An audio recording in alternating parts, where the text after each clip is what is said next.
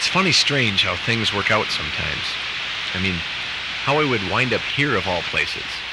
I grew up in a small town called Lupus, Missouri, and even though it's not named after the disease, it probably does help explain why I'm now a professor of pathology at the University of Northern Michigan.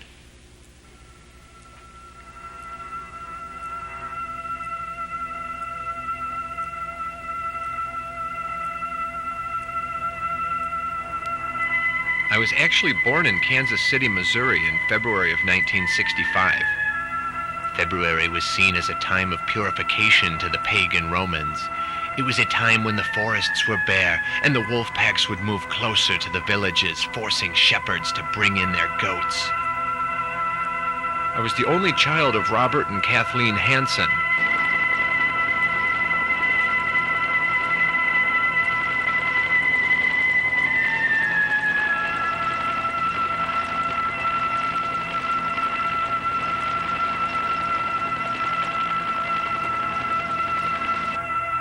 When Mom learned of my father's death, she decided to leave Kansas City and move to Lupus. Romulus and Remus were the twin sons of Rhea, Silvia, and Mars. They were cast into the Tiber River and rescued by a she-wolf who reared them in a cave called the Lupercal. In time, the brothers built a settlement on Palatine Hill. Romulus killed Remus after he mocked the height of his walls. In honor of himself, Romulus called his new city Rome, and he became its undisputed ruler. I have nothing but happy memories of my childhood in Lupus.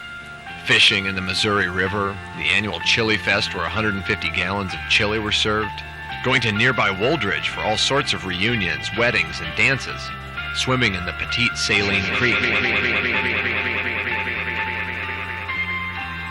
When we first came to Lupus, Mom bought a house on Main Street, but a few years later we moved to an old farmhouse on the outskirts of town, just off the old Lupus Road.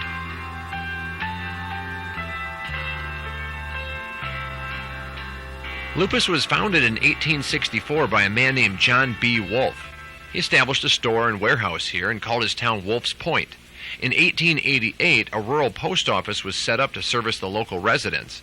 Another town was already using the name Wolfe's Point, and so the United States Postal Service would not allow that name to be used here. A local school teacher suggested calling the town Lupus, which is Latin for wolf.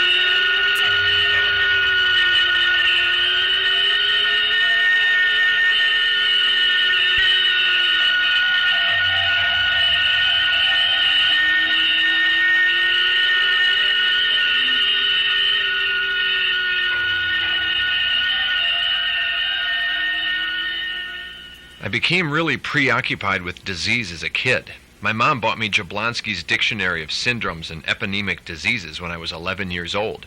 I became addicted to it.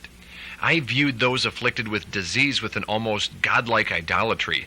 They were not freaks or unfortunates to me, but rather chosen ones who were now transmuting into newer and higher life forms. I constructed my own pathological pantheon. Of course, my crowning jewel was lupus, the disease in which the body's own immune system attacks the connective tissue as if it were foreign matter, leaving a red, blotchy, butterfly-shaped rash over the cheeks and bridge of the nose.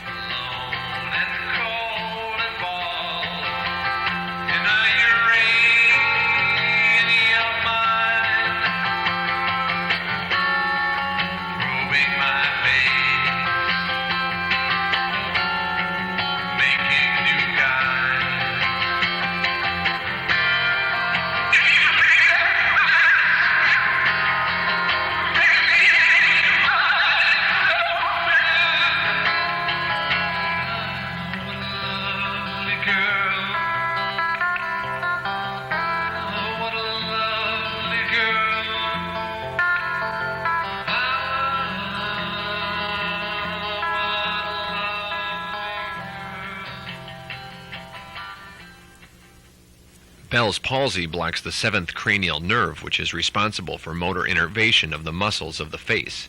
It can result from hemorrhage, tumor, meningitis, or local trauma.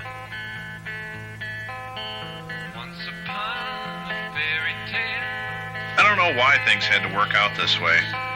I was just going to band practice, like I'd done a million times before. It was such a beautiful autumn day, the leaves were changing colors. When I had arrived, I sensed that Bobby was already on edge. He'd been working on a new song and wanted everything to work out so perfectly. He'd never been this way before. That's the day that it happened.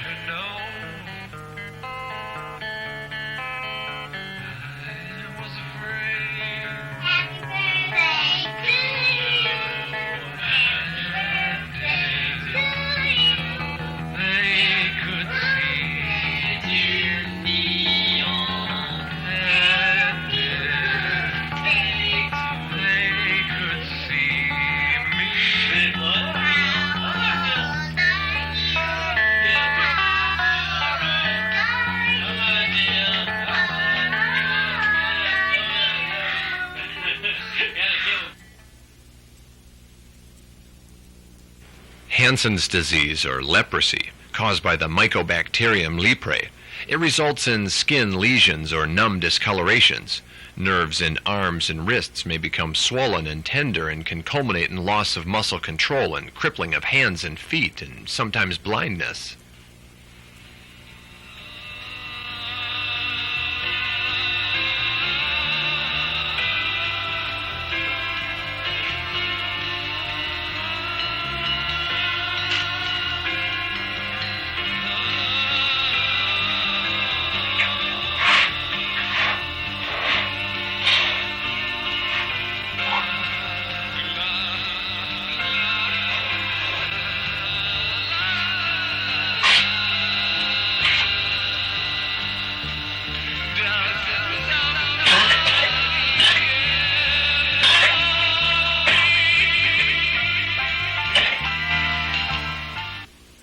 In the fall of 1983, I began my college career at the University of Missouri.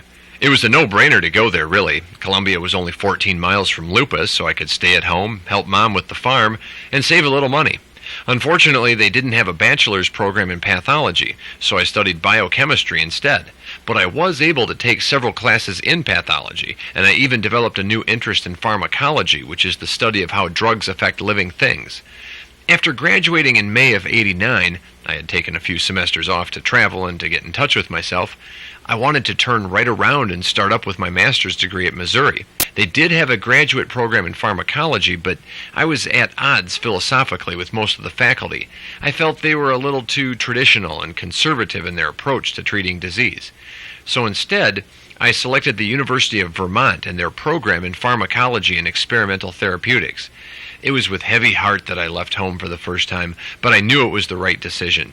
I decided to go to Vermont a few months before fall classes started. It was so beautiful, just like a Norman Rockwell postcard. Lots of covered bridges and quaint towns. I took a job at Paul's Town Cleaners that summer so I could have some spending money during the school year. I actually met Kelly Brennan, the daughter of the men's varsity basketball coach. I like sports and would often go see the team play at Patrick Gymnasium. This was the era of Matt Johnson, Kevin Roberson, and the great Raheem Huland-El. If it hadn't been for Boston University and that darn Mike Jarvis, we would have gone to the NCAAs in 1990. For the most part, I got along well with my colleagues and professors, but I was viewed as a little too radical in my approach. I had begun to experiment with kale as a therapeutic. I was pioneering kale immersion and kale glow therapies. I was making progress, but not getting any support. I applied to and was accepted for doctoral study in pharmacology and physiology at McGill University in Montreal beginning in the fall of 1991. Sometime in February of 92, I became totally disillusioned with pharmacology. However, it was about that same time that I rekindled some dormant interest I once had for alchemy. Historically, alchemy was a blending of science, philosophy, magic, and religion. It had as its stated goals the transmutation of base metals into gold, the discovery of the panacea, and the preparation of the elixir of longevity. Maybe it was my earlier work in Vermont with kale that helped trigger this new desire to find the panacea, which is the remedy for all diseases and evil. The only reason the medievals failed was that they didn't have access to modern technology, but I do. I was fast becoming a neo-alchemist in search of the Philosopher's Stone.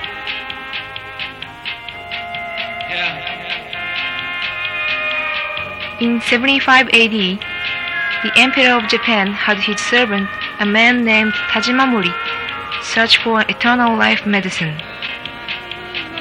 Tajimamori traveled to China in his search for this medicine, or panacea.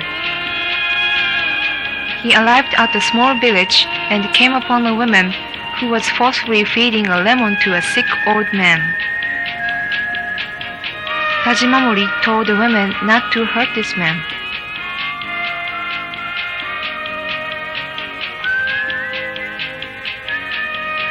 Tajimamori then took the lemon and presented it to the emperor as the source of eternal life.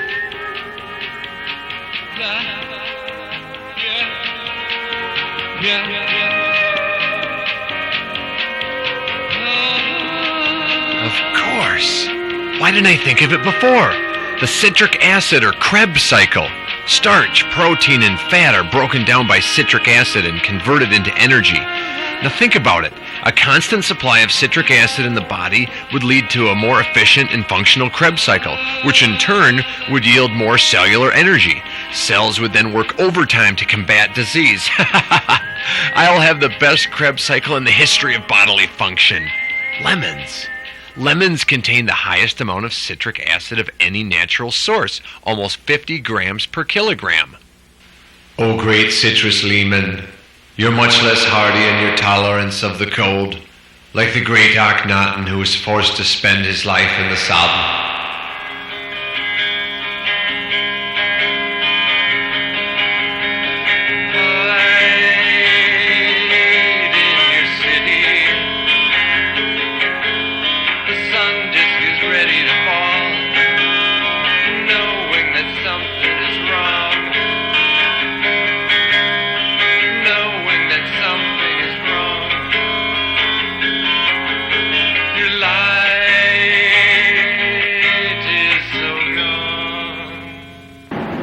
I earned my PhD in the spring of 1997, for all the good it did. I think they only gave it to me to get me out of school. I'd become so preoccupied with alchemy that I had alienated myself from even the most radical pharmacologists. They spread vicious rumors and lies about me, and essentially I got blacklisted. So while my contemporaries were landing impressive research and teaching jobs all over the world, I got one measly interview 2 weeks before the semester started. Hello, Mom? Yeah, I'm on my way to Michigan right now for an interview.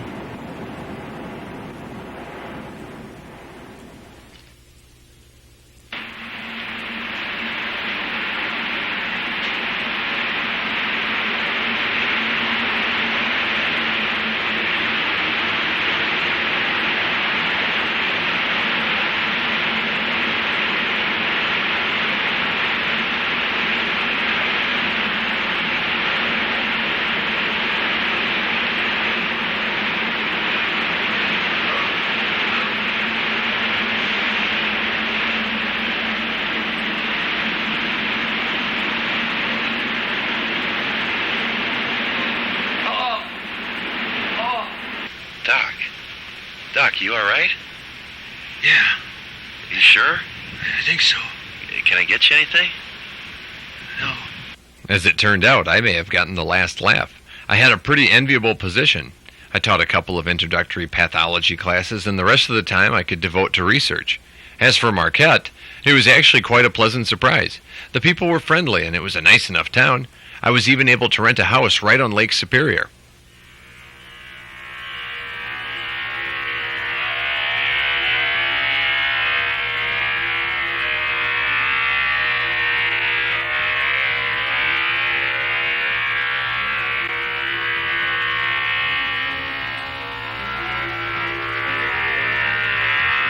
This past summer, my focus shifted away from lemons as I began to notice amazing literary references to salt in sources as diverse as Plato, Aristotle, the Book of Mormon, and Shakespeare. Maybe they were all separately pointing to the one undeniable truth, that salt was the panacea. Homer described salt as divine, and Plato called it a substance valued by the gods. In Mark 9:50 it states, "Salt is good. Have salt in yourselves and have peace with one another." In King Lear, Shakespeare forecasts a man of salt. And even the great Aristotle in his Politics wrote, "Take salt in time, slave, and don't forget the onions." Oh well, maybe that's not the best example, but it still convinced me that salt in some new application was the panacea. I knew that ingesting too much salt into my body would lead to hypernatremia or hypertension, and so I had to devise a better way to assimilate it into my body. Smoking it.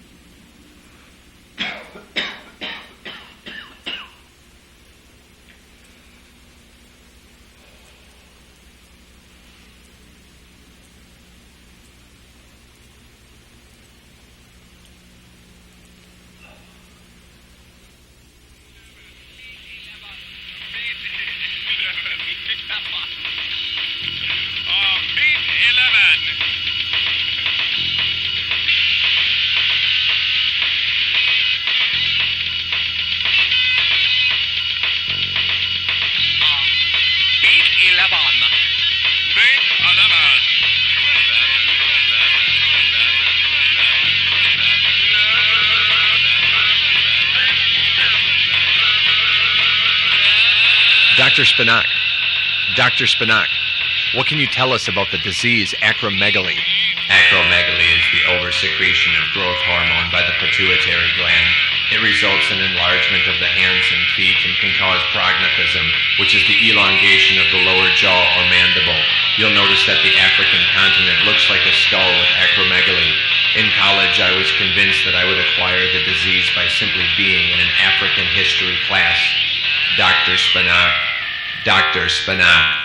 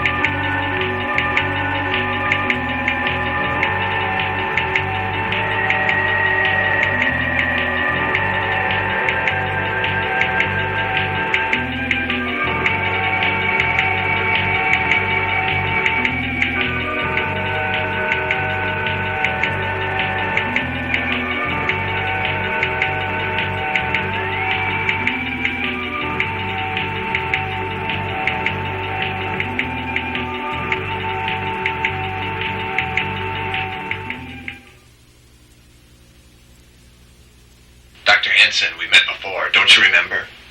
Don't you remember? I know what you're looking for. The Philosopher's Stone, the elixir of longevity, the panacea. No, it's not the salt, but that is part of it. There's no way you could have known. Contained within me is the 211th element, the Philosopher's Stone. It's called Zobinium, and it is capable of transmuting any base metal into metaphorical gold. If used correctly, it can be used to prepare the elixir of longevity and the panacea. I will share these secrets with you, but first you must help me. You must constitute me, and then help me with a very important artificial saline intelligence project. We must input structural thought formulas into salt capsules, in effect creating thought tablets. I can't explain all the details now. Time is of the essence. Take this Zobinium molecule and combine it with boron, iodine, and nitrogen. Incubate me at 211 degrees Kelvin for approximately 11 hours.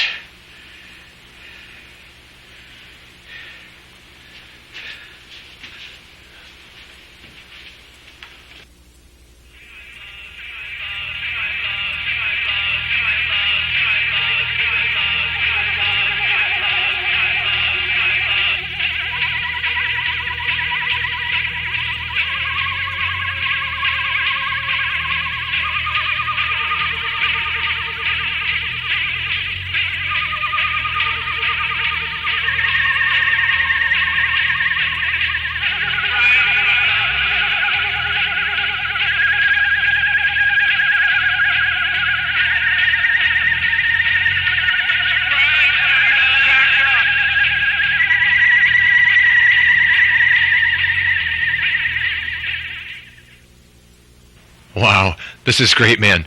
This one capsule contains the exact thought of being on vacation on Mackinac Island, and this one of experiencing a drowning in the Great Lake Huron.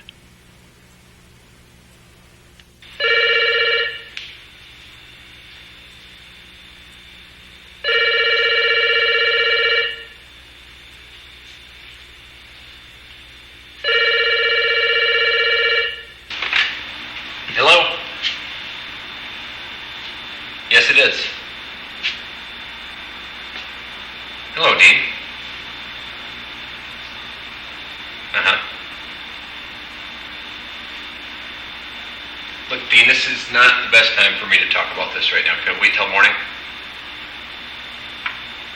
I understand that, but no.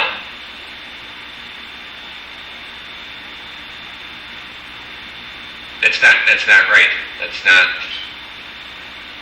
Yes, sir, I understand that, but that is not what's been happening.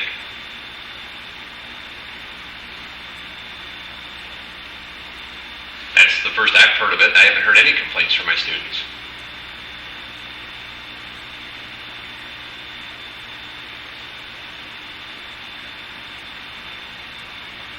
Uh-huh. Well, I don't agree with that. It's not my fault if they're not interested in what I'm teaching them. They're uninspired and uninspiring. Well, you do what you have to do, but I really don't have any... No.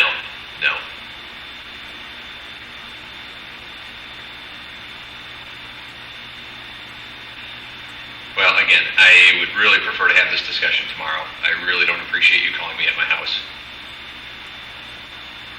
First thing tomorrow morning.